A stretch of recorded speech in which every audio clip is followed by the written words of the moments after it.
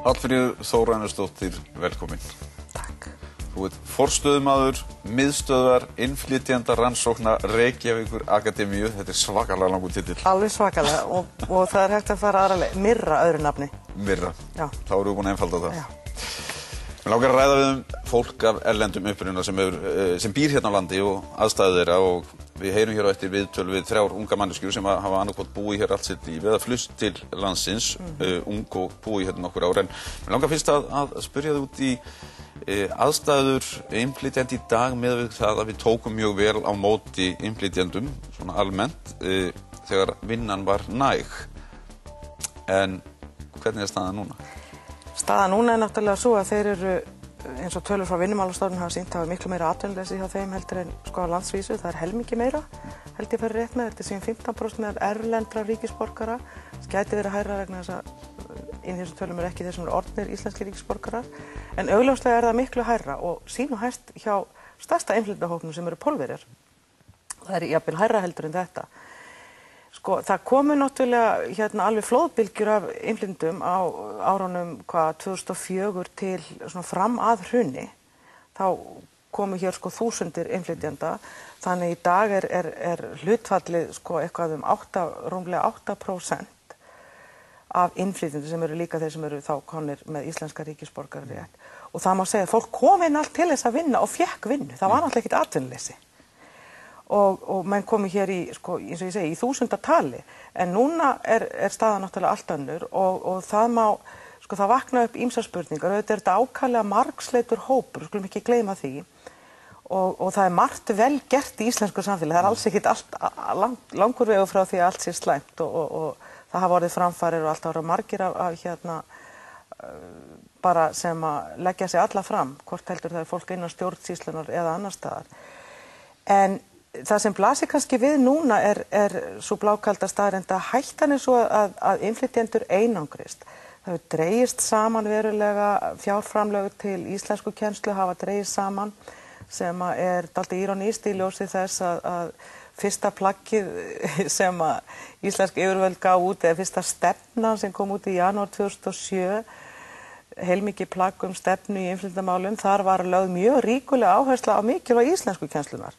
En hún er hins vegar eitt af því sem er svo skorið niður bara nánast á fyrstu dögur hrunsins. Þá er hún bara köttuð helming. En þetta er þá bara bein skilaboð að við í rauninni ætlum ekki að leggja meiri áherslu á þennan hóp eða? Nei, og hann er líka, og þetta er svona ákveðin tvískinnungur. Annars vegar þá er þessi krafa að ef þú ætlar að vera fullgildur bara virkur þátttakandi í íslensku samfélagi þá er þetta kunna tungumáli og það er auðvitað bara, sama hvort það er hér eitthvað staðar annars staðar. En á sama tíma eru yfirvöld ekki sérstaklega að leggja sig fram til að auðvelda fólki að læra íslensku. Að vísu hafa þeir sem eru núna á atvinnuleysisbótum fengið íslensku kúrsa, sem sagt það er partur af þessu svona starfsprógrami sem þeir eru í. En þarna er engu að síður ákveðin tvískinnungur. Og þannig að fólk sem lærir ekki íslensku, það er svo mikil hætta á það einangrist. En miðað við allan þann fjölda sem að býr hérna og þetta eru sumt er það náttúrulega fólk sem að kom hingað ekki fyrir svo löngu síðan en síðan er önnur og þriðja kynslóð sem að býr hérna en það er samt sem áður ekki áberandi í íslensku samfélagi ef við getum orðað það slíkt með þeim hætti. Það hefur ekki þrýst eða hagsmunahópa, það er ekki áberandi í fjölmiðla umræðu, það er ekki áberandi í valdastöðum, stjórnunastöðum, einhvers konar eða inn í pólitík eða þannig að við verðum ekki sérstaklega mikið vör við þennan mikla fjölda samt sem áður nema þá að við tölum hann eins og við erum að tala núna sem hóp. Já, og nákvæmlega þessi pittur að falli það hér sitt ég og er að tala útlendinga, væri miklu nær og fengir einhvern til að tala sem en auðvitað er engin. En nú er ég að tala kannski okkur sem Íslendinga gagnvart þessum hópi. Já, og það er sjálfur sér engin einn sem er nákvæmlega sem er réttur eða rangur fulltrúi þessa breiða hóps. En það er alveg rétt hjá þér, það ber lítið til þess að gera lítið á innflytjendur þeir eru ekki í framlínu. Það er alveg engir fréttaritarar á Íslandi sem tala með hreim, skilurðu. og það er enginn hérna í sjónvarpinu beilinni sem er af erlendum uppruna sem maður sér sko með frétta innslög eða svona kommentator eða hvað það nú heitir sko. Þannig þeir lítið áberandi og kannski hérna falla fjölmiðlar dálítið í þá gryfja við alltaf að tala við sama fólki líka. En þarna auðvitað líka kannski skýringarna leiti því að innflytjendur, sko, þessi fjöldi sem við verið að sjá koma hingað á sér svo stutta sögu. En auðvitað hafa innflytjendur verið hérna áratugum saman og það er fullt af fólki sem hefur látið verulega að sér kveða í íslensku samfélagi. Og ég veit ekki hvað það væri, sko, án þeirra hérna framlags eins og í músík og fleiri vígstöðum. En það þau finna stundum fyrir óþolumæði, ekki síst af því að þú nefndir tungumálið og líka afstaða sérstaklega til litara innflytjenda, að þau verða oft fyrir aðkasti. Ég ræddi við 3 einstaklinga, Þórdísi Nadju sem fæddist á Íslandi, faðir hennar kemur frá Túnis, Anna María Mílos, hún fluttist til Íslands frá Pólandi og hefur búið hérna tæp 11 ár og svo það Dein Magnússon, hann kom frá Jamaica og hefur búið hérna í tæp 20 ár. Skulum aðeins heyra hvað þau höfðu að segja. Fordóma. Já. Mikla fordóma á Íslandi allt mitt líf, en þar til ég fór að vinna á bar, þá allt í einu helltist þetta allt yfir mig. Og ég hef oft verið að vinna í þjónustustörfum áður, en aldrei upplifa einhverja sérstaka fordóma fyrir þarna á barnum. Og yfirmaðurinn minn, hann er spænskur og er búinn að búa í Íslandi í 20 og eitthvað ár og talar íslensku, talar nánast enga ensku. Og ég sá það svona fyrst hvernig var komið fram við hann, að ef hann var að afgreiða fólk og fólk heyrði hann talaði með hreim, þá byrjaði alltaf að tala við hann á ensku. Og mér fannst það mjög svona hlægilegt fyrst, en síðan fór ég að vinna sjálf á barnum ég og fyrst bara í gljósanum. Og svo þegar ég fór á bak við barinn, þá gerist þetta líka fyrir mig og oft að fólk talaði með ensku, baði bjór á ensku og ég svaraði með íslensku og það svaraði aftur á ensku og þangað til ég var svona ringlu, vissi ekki hvort það kannski talaði manneskjan ekki íslensku. En svo kom í ljós að manneskjan snýr sig við og byrjar að tala íslensku við vin sinn. Og þetta gerist bara svona trekk í trekk. Fyrst fannst mér þetta fyndið. Síðan stundum fór þetta að vera miklu verra, sko. Ég var eitthvað sem kallaði mig Tæju og svo var annar maður sem sagði við mig, ég hef ekkert á móti þér eða þínu fólki. Og eða þá fólk hefur rósað mér fyrir góða íslensku kunnáttu, eða þá það er heyrt að ég tala með hreim og svo framvegis og mér finnst það bara ekki fyndið lengur. Og ég upplifði þetta mjög sterkt sem fordóma. Og mér, ég hefur nú búin að vera 20 ár núna og hefur alveg upplifað fordóma. Meira að minna ég hef verið ráðist á mig. Það er verið en samt mest svona, ég hef verið kallað alls konar nöfnum, ég hef verið þetta er meira svona, þetta er meira svona,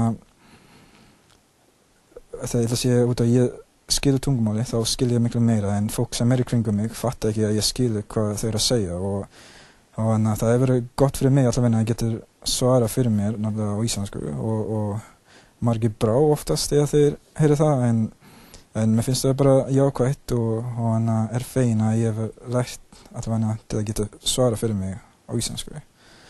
En það hefur verið alls konar árás hjá mér en ég hefur ná að leysast því mjög vel bara út að ég geta tala íslensku. Á skemmtistað var ég með vinkonum minni og vorum að tala milli sinn á pólsku og ein stelpa bara réðst á okkur út af engu. Þetta var, ég held, nýlega eftir kreppu og öskraði að við áttum ekki að skemmta okkur, við áttum að fara flýja úr landi og við erum að taka vinnu frá þeim. Og svo einu sinni líka hef ég lent í þegar ég og vinkona mín voru í spa, Bláalóni. Við vorum í búningaklefa og svo Við löpum inn, tölum á pólsku og svo ein íslensk kona var allt í einu að segja, hún var ein, það eru Pólverjar út allt, ekki hægt að skilja þau. Og svo ég kurteislega svaraði, til að skilja íslensku fór ég að læra þetta tungumál, svo þú getur farið á pólskunámskeið, ef það truflar þér. Hverju lýsir þetta? Já, mér finnst þetta mjög athyglisverð reynsla og þessi reynsla Þórdísar ekki síst sko og það er þessi viðteknu viðbrögð að bregða sko að fara að tala ensku við alla útlendinga, það er mjög spaugilegt að köflum eins og hún segir sko en verður náttúrulega líka bara argast í dónaskapur. Já. Og það er líka, ég hef nú velt þessu svolítið fyrir mér og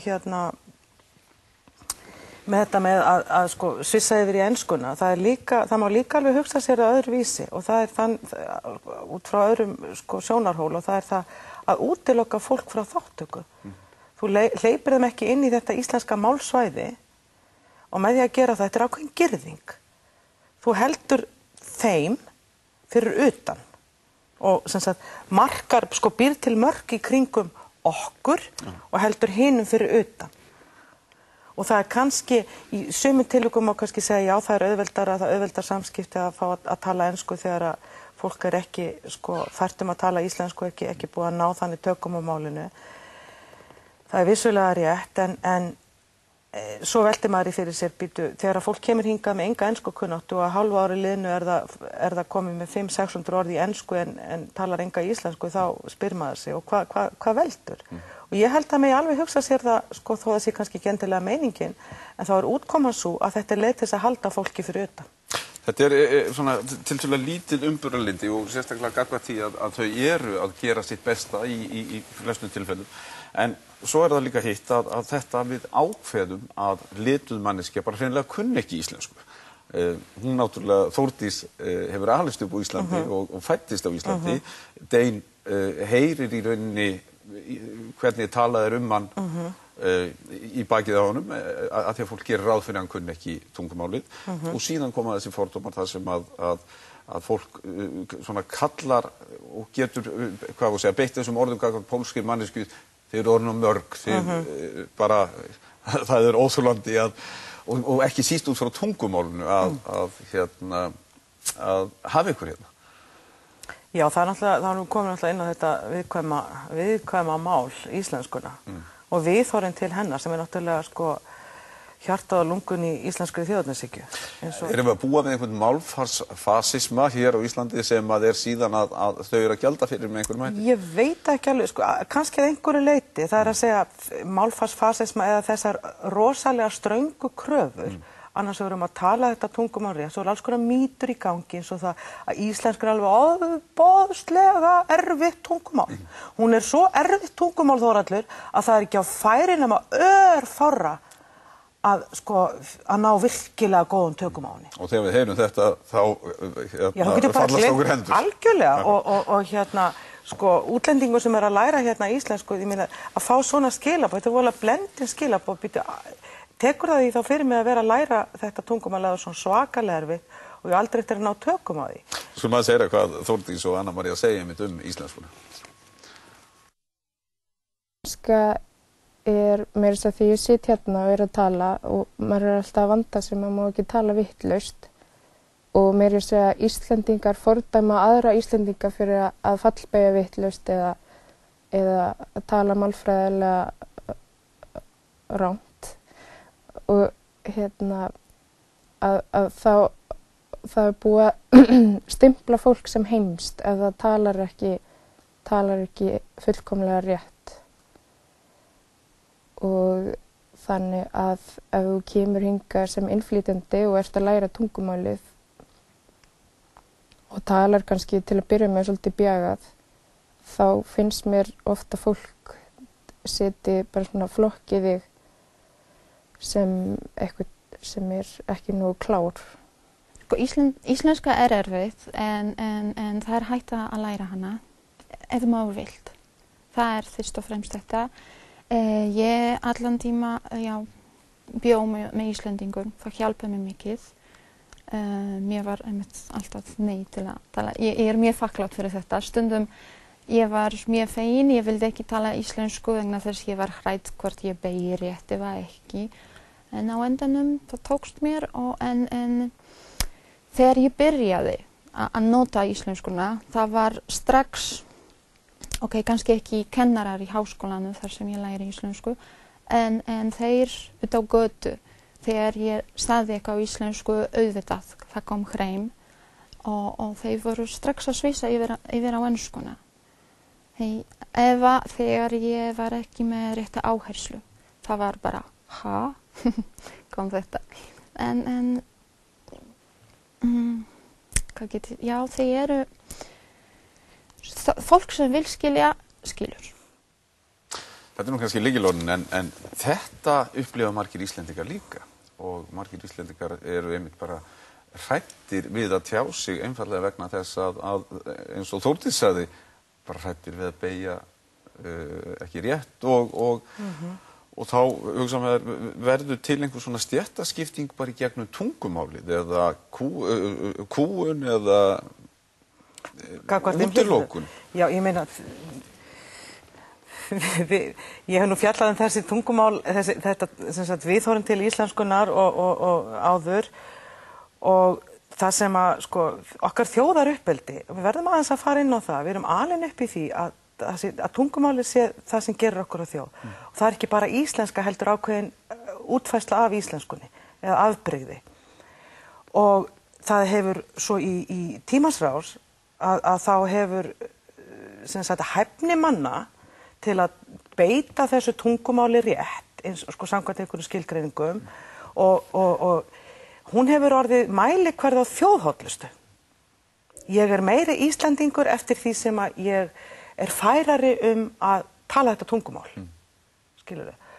Og það er áherslan öll á ytra byrðir, ekki innihaldið, ekki það sem þú ert, ekki innihald þess hugmyndaðina heldur ytri strúktúrin, þennan málfræði strúktúr að geta eins og þær voru að segja, fallbeygt rétt og svo framvegis og notað réttu orðin og fara rétt með málið og flekka ekki tungun og hvað þetta heitir nú allt saman. Og leið líka, ef að þér tekst það ekki, að þá liggur þessir refsing í loftinu, maður er ekki stungið inn, en sem sagt, maður málar sig út í horn, maður afhjúpar sig með því að vera vitsmunarlega ekki eins sterkur á svellinu og einhverjir aðrir, maður fær þennan heimskustempil, já hún talar nú ekki almennilega þessi kona, og það sem verra og það er alvara málsins, það er það, ég fæ ekki hlustun.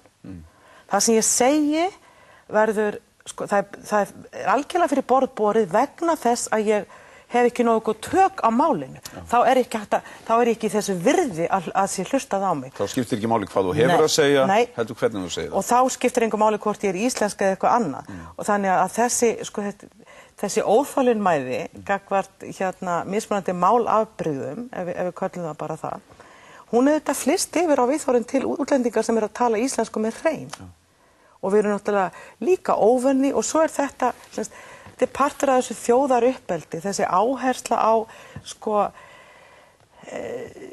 á einsleitnina. Öll menningarpólitík á Íslandi út alla 20. öldina, hún gekk öll út á upphafningu einsleitnina. Hvort heldur í málfarslegu tilliti, trúarbragðalegu tilliti, menningarlegu tilliti eða etnísku tilliti, eða uppruna. Þannig að það er svo lítið rými í svoleiðis umhverfi fyrir einhvern margbreytileika. En það er annað sem að við upplifum kannski og það er við erum að fá fjölda fólks sem flyst hingað, vill búa hérna. En við tölum oft og notum oft hugtakið aðlögun sem er frekar ljótt hugtak. En það þýðir að það vill og á að aðlagast íslenskum háttum og íslenskum siðum.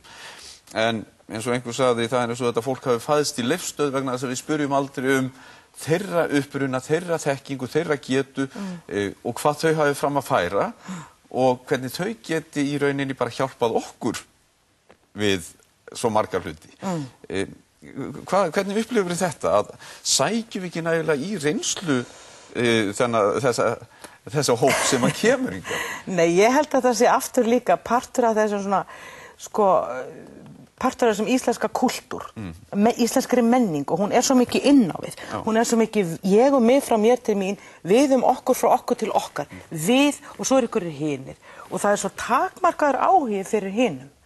Þið komið hérna eins og þú ert að tala aðlögun einmitt mjög svona mikið vandræða hugtak vegna þess að það felur í sér að fólki sem hingað kemur eigi að það kemur hingað á okkar forsendum og á að haga sér sem sagt eins og við, en samt tökum við aldrei almennilega inn, af því að það hvort sem alltaf útlendingar, skilur, en samt á það að vera eins og við viljum að það sé. Og það eins og þú segir, það til þess að gera lítið gert til þess að virkja og vinna úr þeim auði sem að þetta fólk kemur með sér. Við erum að fá hérna fólk sem að kemur allstaðar að úr heiminum, fólk sem að hefur upplifað borgarastríð og fólk sem að hefur búið við herforingjastjórnir, fólk sem að hefur upplifað alls konar hörmungar eða bara lifa mjög átakalausu og átakalausu lífi, menn í friðsömum löndum og allt þar á milli. En það kannski, það vantar svolítið upp á þennan áhuga fyrir þeim sem eru öðruvísi, af því að vera svo rosalega upptekinn og það held ég að sé akkurat partur af þessari menningarstefnu, hvort sem hún meðvituð og ómeðvituð, áhersluna og einsleitina. Við erum svo ósalega upptekinn af því að halda í okkar og líka gera hina eins. Við skulum heyra einmitt hvað Þórdís og Dein segja þetta orð aðlögun. Þegar ég kom fyrst allavega til Íslands, þá reyndi ég rosalega mikið allt sem ég gat til að passa inn í samfélagin og bæði föt, bara matur og mér gekk ekki rosalega vel að læra íslensku fyrst, en ég gekk ekki neitt í skólanum og þá var ekki komin þennan kerfi til hvernig ég var að kenna mér á íslensku. Þannig að ég ákvaði að kenna sjálfum mér og það gekk alveg ágætlega. Ég fór bara í að lesa og tala við fólk og hlusta mjög vel á hvað fólk voru að segja kringum mig. En mér fannst, ég var að hugsa til sjálfum mér bara, ok, mér þykir vænt landið og ég þarf að læra tungumálið til að sýna, eða gefa tilbaka í menningulega sig, gefa tilbaka að sýna virðingu, að ég sé, þykir vænt að vera. Þetta var mína leið til þess að gefa eitthvað tilbaka. Hluti af það sem ég fekk í staðinn. Þegar við erum að tala innflytjendur og fólki finnst frábært þegar fólk sem kemur frá öðrum menningarheimum aðlagi sig að okkur. Núna ertu ekki öðru í þessu, núna ertu einn á okkur. Og það bara rosalega gott. Það eins og fólk með ekki vera með eitthvað sem öðru í þessu. Heldur þurfa að vera alveg svo við. Dein lagði sig mikið fram og lagði á sig að borða íslenskan mat og klæðast eins og hann taldi að það væri ætlast til af honum og Þórdís eiginlega undirstrikar þetta, það sem þú sagðir áðan, þetta að við verðum svo ánægð ef þau eru orðin eins og við, ef við förum að gera þetta með þessum hætti. Hvernig getum við einmitt snúið þessari hugsun við og sagt frekar hvernig getum við aðlagast heim ef við notum það ljóta orði eða hvernig getum við sótt í þann fjársjóð sem við erum að fá til landsins? Já, ég held að þetta sé nú kannski fyrsta lagi, það þetta að mætast á meiri leið og það kannski frekar að leggja áherslu á það sem heitir samþætting sem þýðing á integration eða integration. Það bara eins og í hjónabandi, öllum samskiptum fólks, það ekki bara á mínum forsendum, heldur hljótu við einhvers staðar að reyna að finna einhvern snertiflöt, því það þegar öll á botni hvolftórallu, þá miklu meira sem sameina mannfólki heldur en sem skilur það að, alveg sama hvaðan við komum. Þannig að það kannski svona útgangspunktin, en mér finnst líka sjálfri, bara talandi hérna bæði sem fræðimaður og einhver sem hefur líka langa reynslu af því að búa í útlöndum og vera innflytjandi sjálf, í fjöldamörg ára og annan áratug, að það og svo kem ég hingað aftur til Íslands, en það að setja sig aðeins í stellingar, þetta hvað ég að gera? Ég búin að gagnrýna hérna eitthvað stjórnvöld, það mætti margt betur fara og það allt í lagi. En svo snýr ábyrgðin líka á okkur sem einstaklingum. Hvað ég til dæmis að gera í mínu daglega lífi sem að auðveldar þessa samþættingu innflytjenda. Hvernig kem ég fram við þá?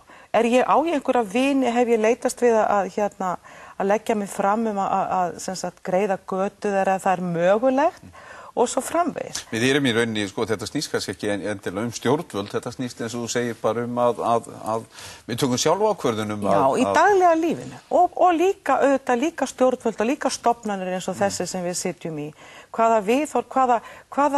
Hver stefna Ríkisútvarpsins sjónvarps í innflytjendamálum?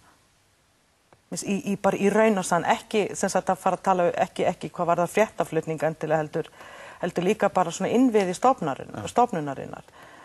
Hvað lítur að því? Þannig að það eru svo margir svoleiðis, sko, það eru þeir fletir líka sem vikta ofsalega þungt